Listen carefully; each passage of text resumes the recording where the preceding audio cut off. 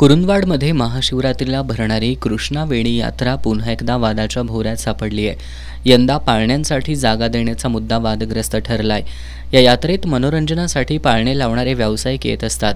यावर्षी नगरपालिकेचे मुख्याधिकारी तथा प्रशासक आशिष चौहान यांनी पाळणे लावण्याच्या जागेसाठी टेंडर प्रक्रिया राबवत शहरातील एकाच एजंटला ठेका दिलाय।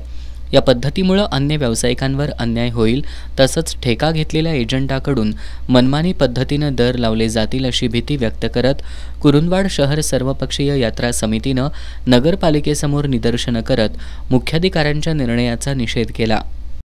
जो पाळण्यावाला नसून जो एक दलाल आहे, एजंट आहे, त्या एजंटला जो 2.5 एकरचा प्लॉट देण्यात आलेला आहे आणि त्या जागेत 2 नंबरचे सगळे व्यवसाय चालू करणार आहेत आणि दोन नंबरच्या व्यवसायासाठी ही मुख्याधिकाऱ्यांनी जागा त्या पाळणेवाल्याला उपलब्ध करून दिल्या।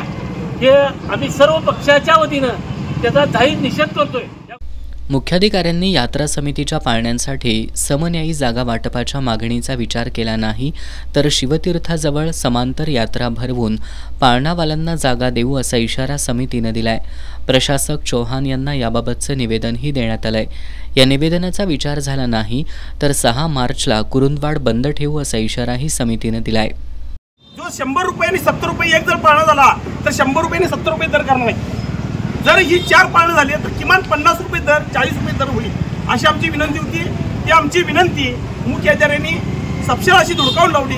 त्यामुळं उद्या आम्ही आज अर्ज देतोय, जर मुख्याधिकाऱ्यांनी 2 दिवसात याचा निर्णय घेतला तर ठीक, नाहीतर त्यांच्या निषेधार्थ सर्वपक्षीय कृती समितीच्या वतीनं दिनांक 6ला दुपारी 12 वाजेपर्यंत कुरुंदवाड गाव बंद आणि ह्या मुख्याधिकाऱ्यांच्यावर भव्य असा मोर्चा जाणार आहे।